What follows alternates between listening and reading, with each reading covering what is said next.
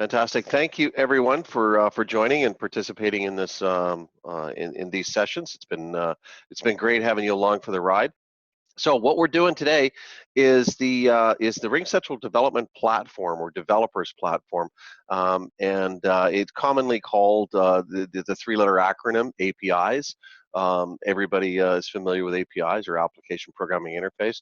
What we can provide customers from an API standpoint is really, from an industry standpoint, it's second to none. I think, anyways, as far as what we can offer from a point of tools and already built integrations, and some of the tips and tricks that are already in play are phenomenal. So let's just start looking at this from a customer's perspective. What typically a customer will do is sign up at the developer.ringcentral.com website, and from that website, it's very easy. Just click on the sign in button, and every customer that is a Business Connect customer can do this.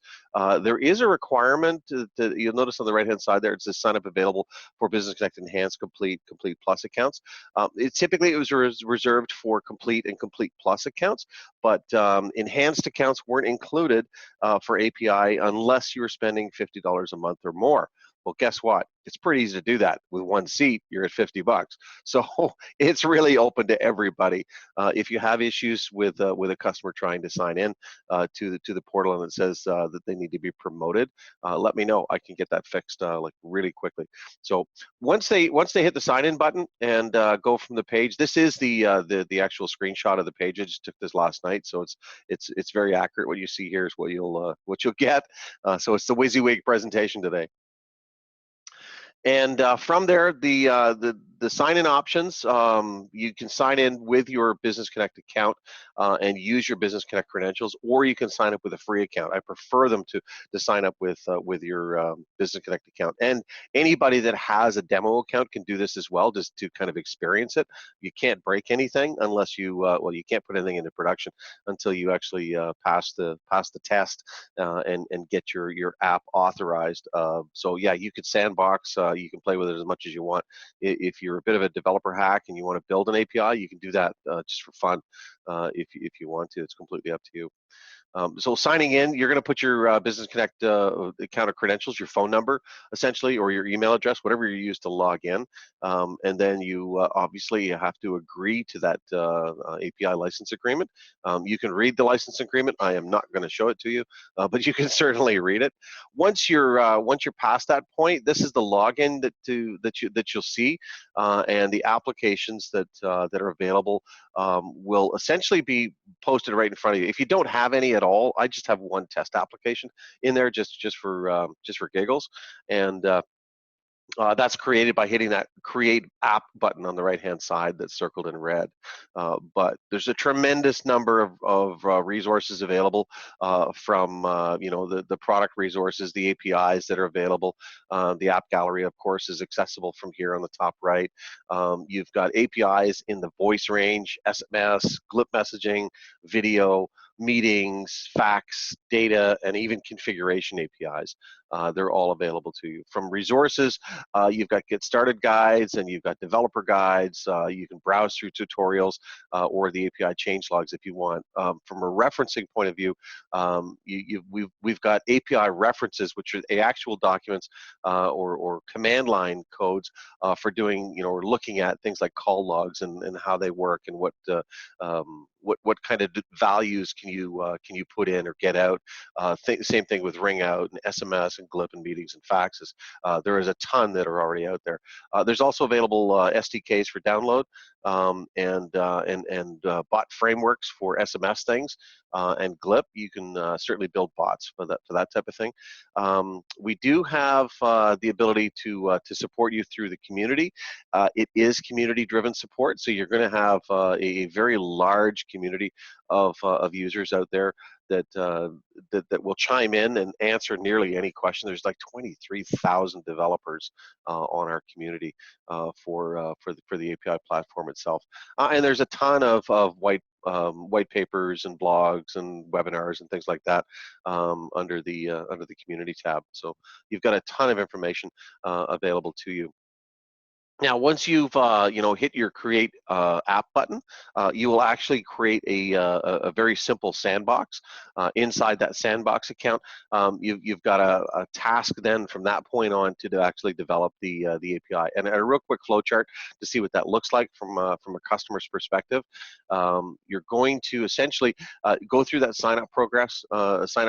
process in in the left-hand side there, and then you're going to answer the question: is it Premier or Enterprise, which is actually complete or enhanced in our case, and if not, it says $100, but it's actually $50 under this Office standard, and basically you start that loop over again. But that's a really quick. That's like one step inside our system. It looks like a lot, but logically it's a couple of steps. So then it creates that sandbox. You create the app key. You create your API itself. You do the development stage, and then you start going through cyclings of testing. And you don't want to trigger alerts. That's kind of the key here. Is you want to get to the point where am I triggering alerts? No. Then perfect. You get a production key. So that test key that you get, or the app key that you get, is used for doing your sandboxing, and you'll cycle through this until you have all of your ducks in a row, your I's are dotted and your T's are crossed, and you've got full blown access. You're not triggering any kind of alerts on our side. Your app has been validated, and you get that production key grant, and you go into production. That's it in a nutshell. It's very easy to do, and it's a straightforward process. For a software developer, this is kind of the magic sauce, and it's really easy for most of them to do. Now we will reject some APIs that are built, and like it says at the bottom, if it does violate our terms of service, if you're doing any spamming or bulking, if you're using SMS bulk messaging, for example, or fax bulk fax sending, bulk fax sending, or you're using it for spamming, they will be rejected. Okay, they violate the terms of service. So you can't build APIs to do that. Yes, they have to be business related, obviously. Okay, we're not here to kind of spam and bulk. So we do have that protection in play if people are worried about that sort of thing. Okay, so in the actual developer portal itself on the web page, you can see there's grouped into a bunch of bulk APIs. These APIs are kind of somewhat pre-built. They're kind of what we call SDKs, or a developer kit that gives you kind of chunks of code to take advantage of. You can try and give kind of your idea a whirl inside your sandbox, and if it works great, then perfect. Push it into production, as long as you don't you know cause any triggers to pop up, which are those bad things to do. Yeah, that's a fantastic area to start. Now, the app gallery itself, I get a lot of people asking, what's available to us from a TELUS perspective, and inside the app gallery, of course, the ones that are branded will show up on the TELUS page itself. Okay, you can select the platform or the partner brand that we're talking about here. So if we look at the TELUS partner brand, you will see all of these are actually partnered and branded, so they have the TELUS color, TELUS logo on these integrations. Okay, and you will have the ability to use any of these as you wish. Now, when you switch this to the RingCentral brand, this list gets so much larger, and you can go through essentially any kind of integration. These are all free to use, off the shelf APIs. And I'll just put this on auto scroll here. There we go.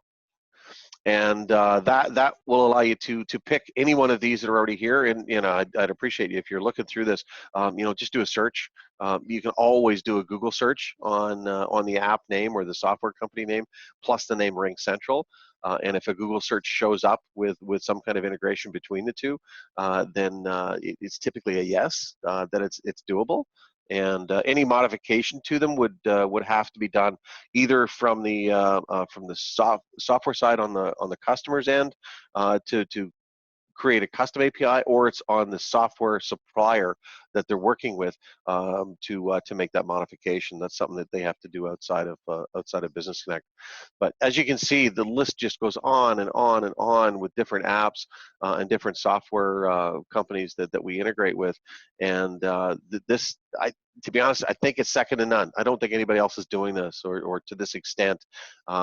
So you've got a tremendous advantage to do really any kind of business activity. When it comes to any kind of reporting or call control or manipulating SMS or fax. All of that stuff is certainly in the area to play with. Now, if you want to go beyond the ones that are off the shelf, you can certainly develop yourself. The companies that your customers deal with from a software or CRM perspective, they can develop it themselves as well, even just for that single individual customer. But also, there's a couple of them. Zapier, one for example, and Marketo are two that come up a lot. If I look up Zapier, you'll see Zapier is an app that it's actually this number is way over 500. It's more like 2,000 integrated Zaps, and Zapier is the third party. You'll typically pay for a license if you use them on a regular basis. If it's a one or twosies, I think they have a free service for X number of transactions per month. But essentially, they have what they call Zaps, or the popular Zaps. And those Zaps allow you to integrate one piece of software to another piece of software to do a very specific task, and you just use their app to do that one particular task. If you have multiples, then you're obviously going to buy a Zapier license to go beyond that. And like I say, there's thousands and thousands of them through Zapier. GitHub is another one that developers typically will use as a repository. It's like a SourceForge, back in the day when you're looking for kind of freemium software or free to use software. It was available on those platforms, and this is kind of the same sort of thing on the API world. And that's what I've got for presentation. Any questions? I'm going to open it up to Q&A, if anything. Okay, fantastic. I'll give you back your time for your day. That's not bad. 15 minutes, a slam dunk this morning. Enjoy, and we'll see you in a couple of weeks. All right, thank you. Doug. Thanks, everybody. Thanks, everyone. Thank you. Thanks. Hey, Doug.